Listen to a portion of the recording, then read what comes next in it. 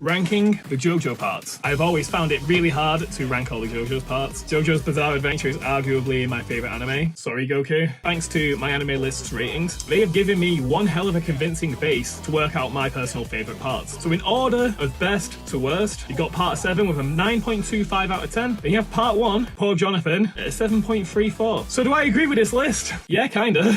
But it is important to keep in mind that this is just consensus from a really niche, nerdy as fuck community that loves to shit on part 1. And I think part 1 gets shit on quite a lot unfairly, just because it's a thing to do. Part 5 gets a little bit bigged up in my opinion, and part 3 gets slept on because it's the part that people have the most exposure to. Jotaro's cap, the badge, it's the most iconic part of JoJo's. So I change this list all the time, but going off my anime list ratings and combining them with my own, I feel quite safe in saying that these are probably true for the most part. Number 1, part 7. It has the best JoJo, and I was hooked from beginning to end. Part 6 has my second favourite JoJo, the best Jotaro outfit, and one of the most genuinely shocking endings out of any anime I've seen. No spoilers. Part 4, it has the best setting. Everything being self-contained made these little interactions that you couldn't get in any previous parts. Part 8. Part 8 has so much mystery surrounding it, but when it ended, people have just assumed that Araki forgot or retconned stuff. You know JoJo's hasn't ended, right? Like, all the things that he's forgot about will probably be addressed in part 9. If I'm wrong about this, I will literally eat this hat on camera live. Fucking promise you I will. Next in my ranking is part 2. It has my third best JoJo and the one I personally relate to the most. Not because I think he's a Chad or anything, but because I think he's an awful person that tries his best. Like me. Part 3 is third from last. It gets a spot above the others because it has the most climactic endgame battle. And some of the imagery, the music used, it's just powerful stuff. Part 1 is second to last, and I always struggle ranking part 1 because I love Jonathan as a JoJo. I love the setting of part 1. I love Dio as an antagonist, but it's short. Jonathan and Dio are thrown into multiple battles together, and it just seems a bit all over the place. But it does have a genuinely shocking twist ending that actually like haunts me when I think about how bad it was. Bad in a, oh god, that's disgusting, not bad in a critical way. And part 5 is at the bottom for me, not because it's bad. Like,